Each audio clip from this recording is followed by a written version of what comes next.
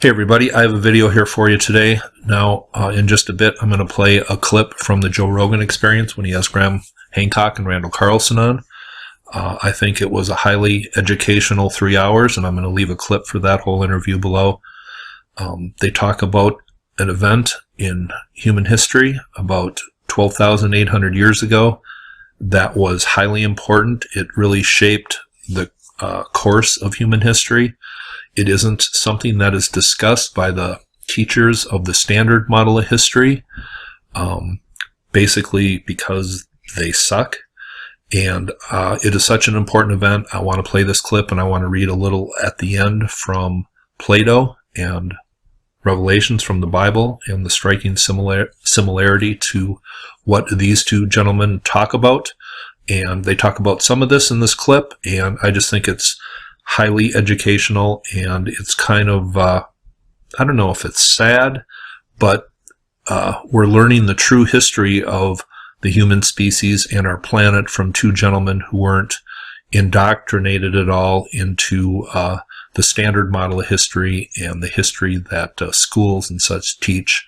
And that's where we have to turn to get truly educated on what happened in our past. So I just wanted to say that, and now I'm going to play a clip from the Joe Rogan Experience, and then I'll come back and talk a little bit about Plato and Revelations at the end here. With America were wiped out somewhere around that time. Wiped out. Mega mammals. Mega mammals. Which is over 100 pounds in body weight, essentially. Yeah. Actually, more, like 75%. 75%. It was almost instantaneous, right? I mean, it was over a course of a very short period of time. Very short period of time. The scientists who have been diligently working away in this field since they've published their first paper in 2007. I've just brought out a new paper, the Proceedings of the National Academy of Sciences, July 2015, where they're doing a statistical analysis of all the sites where the evidence comes from. And what that tells us is that this is what is referred to as an isochron. This event 12,800 years ago. We're not looking at the effects of 100 or 200 years of events. We're looking at something that happened effectively in a single afternoon across 50 million square kilometers of the Earth's surface. Ooh, that gives me goosebumps. A single afternoon, all over the world, everything changes forever. And it's fucked for 1,000 years. Absolutely, absolutely. And then I'd like Randall to address this issue of continent-wide wildfires, because we do see this in the stratum, that when you get this superheated ejecta coming down on ancient primal forests, consider the effect. This is Murray Springs, one of the Clovis sites, and this is what was known as the black mat layer. Where's Murray Springs? It's in Arizona, and it's southern Arizona, and it's near the Clovis site, which is New Mexico. That's the Clovis impact site? Well, no, the Clovis site was where one of the first places in North America where human remains were found in association with extinct mega mammals, such as woolly mammoths. And it's just outside of Clovis, New Mexico. They refer to them as the Clovis culture, and because that culture was one of the casualties of this comet impact, the comet impact is often referred to as the Clovis comet. Okay. Yes, and many of these Clovis sites, and there's been over 50 of them around now documented over North America. I think about 2/3 of them have this black mat layer, which shows up very clearly in this image. Now, that black mat layer is black because of the considerable amount of carbon soot that's in it. So in other words, right there, that's the evidence of your wildfires, is that this blanket of soot over the continent that left this black mat layer. And below that black mat layer, you'll find extinct mega mammals. Like here, you see the yellow arrow there points to the black mat layer. Now, if you look up, you'll see how it's more buff colored. Mm-hmm. That was the color of all of this, but the soot that was in that black mat layer has dispersed and colored the other adjacent layers. But you'll notice the bones below are the bones of extinct mammals. The bones found above it are extant or still existing mammals. And that layer separates these two domains of extinct mammals and extant mammals. Just a very clear line. Yeah, and you can see it shows up so clearly right. To people who are listening to this, when we're looking at the original image that Randall showed, it's almost like an Oreo cookie. Like there's just a clean line, and then there's the white filling underneath. I mean, it is as clear as day. And what are we talking about? Like, how much fire and for how long creates this area? Well, you're basically talking about burning up a considerable portion of the biomass of North America, in unglaciated North America, to do this. And it's so you have the ice cap north of roughly Minnesota, and south of it you have a heavily vegetated area covered with primal forests, and that's what goes on fire. And the reason it goes on fire is because when these impactors come in, they generate a huge amount of heat, and what is called ejecta, superheated ejecta, is thrown up into the upper atmosphere, and it falls down all over the continent, and it sets the world on fire. Oh, God! Now, at the perspective is so difficult in this. It's a difficult perspective. Because there's numbers that you guys are throwing around, and there's concepts that you're throwing around that I have to pause when you're saying, I go, wait a minute, I got to try to fit this in somewhere. But it's the whole world on fire. Yeah. This is why I've written this book, because it's mind-boggling. It's mind-boggling material, and up till now, most of the information has been confined to the really rarefied scientific journals. Very little of it has got out into the public domain. So one of the things I've tried to do is to put this together into a form that's very accessible to the general public, because we all need to know about this. This is our yesterday. This is our background. This is where we come from. The present order of the world has descended from that moment. So that was just a brief few minutes from the Joe Rogan Experience with Graham Hancock and Randall Carlson. I will leave the link for that excellent interview below. But this website here, this goes over work by Ignatius Donnelly and Plato. And if you're not familiar with Ignatius Donnelly, he lived a little over a century and a half ago, and he was a scholar of Plato's. He wrote a book called The Antediluvian World, and it has a brief bit from that book here, and I think I'll just read the last sentence, and it talks about Solon, and that's who Plato got his information about Atlantis from.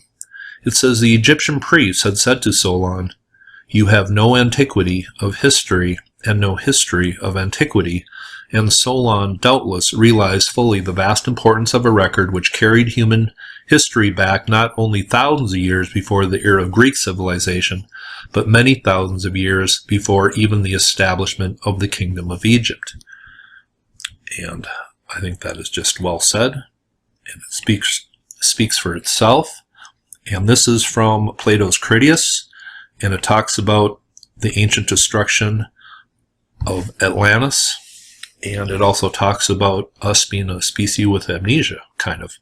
And it says this, it says, Solon, hearing this, says, what do you mean? And this is a priest of Egypt talking to him, and talks about what the Greek civilization is very young as far as knowledge. It says, I mean to say that in mind you are all young. There is no old opinion handed down among you by ancient tradition, nor any science which is hoary with age.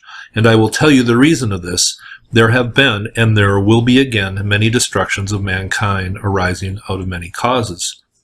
There is a story which even you have preserved, that once upon a time Phaethon, the son of Helios, having yoked the steeds in his father's chariot because he was not able to drive them in the path of his father, burnt up all that was upon the earth, and himself destroyed by a thunderbolt.